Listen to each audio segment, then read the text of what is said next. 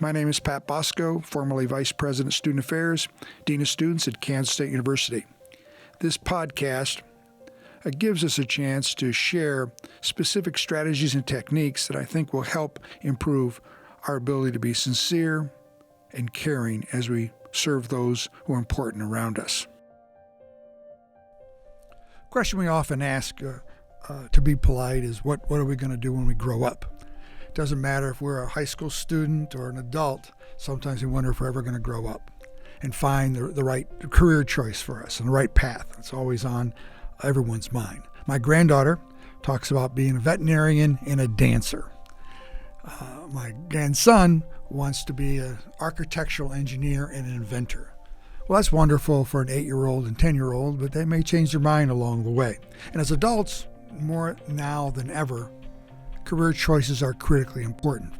I put together a number of years ago 3 steps, 3 important ingredients as we think about career choices. And I think no matter what age you may be as a listener, you may find these 3 helpful influencers important as you think about where you are today in your volunteer work or your career paths, whatever they happen to be. First and foremost, I think we have to think about careers or paths that center around things that we like to do. What do we like to do? What's our passion? Now, that's not an easy question sometimes to answer, but we've all been around people that are very unhappy with what they do.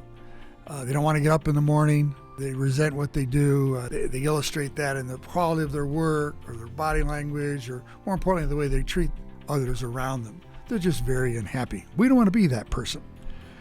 I will tell you, my purple car has a dent in the back hood that I left my garage prematurely a week before my retirement. That's 50 years of working as a university administrator, and I was that anxious to leave my garage that the garage door hit the back of my purple car.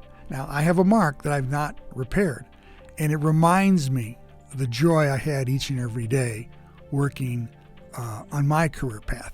I would hope that my grandchildren, my family, and listeners, no matter how old you may be and where you are, that you'd have that kind of joy in your work. So zero in first and foremost on what you like to do. Do you like being around people? Do you not like being around people? Do you like when people tell you their problems? Do you not like it when people tell you their problems? Do you like to work as an individual? Do you like to work in groups? Do you like to work outdoors? What is it that you really like to do? And look for a way to spend the time, resources, and your energy to work toward that particular endeavor. Secondly, assess what you're good at and what you're willing to improve upon, because I don't think good is going to be good enough. When I was about 10, 11 years old, I wanted to be the next center fielder for the New York Yankees. Mickey Mantle was my hero, number 7. And I was a pretty good baseball player. I listened to my teammates say, Bosco, you're a good player. I listened to the coaches, Bosco, you're good. But I wasn't willing to put in the extra time to hit with the bases loaded and down in the count. I wasn't interested in putting in the effort and the energy to move from good to great. But Lori Kane was. Lori Kane was a 7th grader when she came to one of our university basketball camps as a middle schooler. And she was told that if she worked really hard, that she could become an excellent 3-point shooter and eventually might earn a Division I scholarship her senior year. Lori Kane took that to heart. From Mound Ridge, Kansas, just north of Wichita, Kansas, every day she practiced her 3-point shots, 300 every day. No matter what the weather, 300 shots. Snow on the ground, shovel off the driveway, make sure that she hit those 300 shots. Christmas morning, prom day, 300 shots each and every day. Committed to move from good to great. Her senior year, she receives a Division I scholarship at Kansas State University. The last game of her senior year, after they won the Big 12 championship, Lori Kane is moving toward the final 16 in the NCAA tournament. 2 minutes left in the game. Lori Kane hits a 3. They stop the game. Lori Kane from Mound Ridge, Kansas, had set an NCAA record for the number of three-point shots ever made by a female basketball player in the nation. That's a commitment to getting better. My dad had an 8th grade education. He had a variety of entrepreneurial experiences. One was managing a movie theater. And I remember as a middle schooler listening to him as he's struggling about learning how to put ads in the local newspaper. He had never done anything like that before. And then he said to me, I'm going to go to the library and I'm going to look for a book that's going to tell me how I can place an ad in a newspaper. That stuck with me.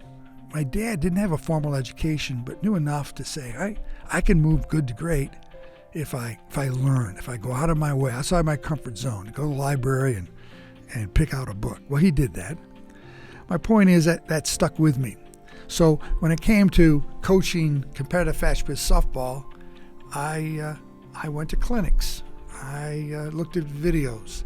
I even spent days with Division I coaches at Wichita State and the University of Nebraska and Oklahoma State to learn about how I could teach the fundamentals of softball to young women. We had some successes at the university recruiting.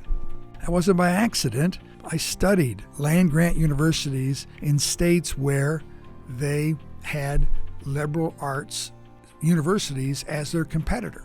I assembled small groups of administrators from schools that were not competitors of ours and learned from them the best practices, working very hard to understand the dynamics of a state university in a marketplace that relied on the quality of the undergraduate experience and modeled those best practices and made them our own. My point is, think about what you're good at and what you're willing to put energy in to try to get better. So I suggested you zero in on what you like to do and what are you good at and what are you willing to work hard to get better. The last point is a little more difficult. My third point is, what do you value? What's in your heart? More now with the pandemic, that more and more individuals are taking a breath, and as my mother would say, stop and smell the roses and think about what's really important to you. And that's your value.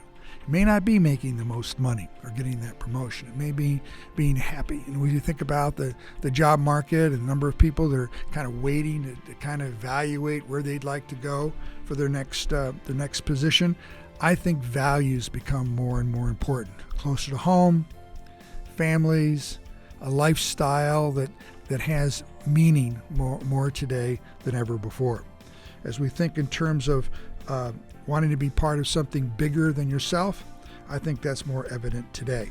And thank God that we have individuals that are leading with their heart and are looking at the next chapter in their lives as they think in terms of careers and professional development in a new, exciting way.